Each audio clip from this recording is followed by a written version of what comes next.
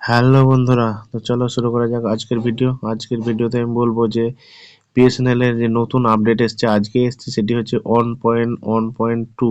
এই ভার্সনে আপডেট করে নিতে পারেন। আর যাদের আপডেট বা ডাউনলোড হচ্ছে না, তারা আমার টেলিগ্রামে গিয়ে অ্যাপটি ডাউনলোড করে নিতে পারবেন। টেলিগ্রামের লিঙ্ক ডিসক্রিপশনে দেওয়া আছে, বা ভিডিওর ফার্স্ট কমেন্টে আমি লিঙ্ক কমেন্ট পিন করে দেবো, সেখান থেকে গিয়ে আপনারা ডাউনলোড করে নিতে পারবেন।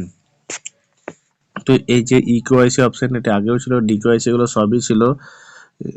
বর্তমানে একটি নতুন অপশন এসেছে, রিভেরিফিকেশন। এইখানে আপনারা কাস্টমারের রিভেরিফিকেশন করতে পারবেন। যে সমস্ত কাস্টমারের রিভেরিফিকেশনের প্রয়োজন, আপনারা সেই সমস্ত কাস্টমারের রিভেরিফিকেশন করতে পারবেন।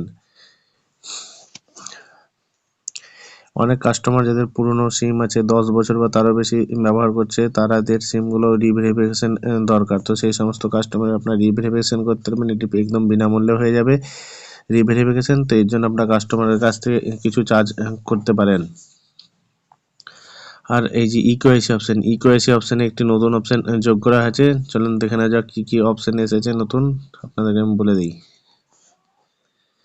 এখানে যে দেখতে পাচ্ছেন ক্যাপ, টাইপ অফ ক্যাপ, এইখানে একটি নতুন দুটি অপশন যোগ করা হয়েছে। এক হচ্ছে প্রিপেড থেকে পোস্টপেড বা পোস্টপেড থেকে প্রিপেড।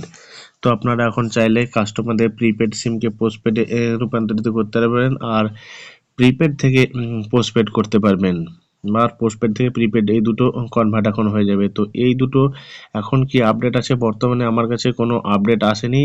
পরবর্তীতে যখন আমি এটার ব্যাপারে জানতে পারবো, তখন আমি আপনাদেরকে ভিডিও দিয়ে অবশ্যই জানিয়ে দেবো। বর্তমানে এই সম্বন্ধে আমার কাছে কোনো তথ্য নেই, তাই আমি এই মুহূর্তে আপনাদের এটা আমি করে দেখাতে পারবো না। প্রিপেড টু পোস্টপেড এই অপশানগুলো কিন্তু বর্তমান লাইভ হয়েছে, কিন্তু কিভাবে করতে হয় বর্তমানে আমার কাছে কোনো আপডেট নেই বা তথ্য নেই। তো সেই জন্য আমি আপনাদের এই ব্যাপারে কোনো তথ্য এই মুহূর্তে জানাতে পারবো না।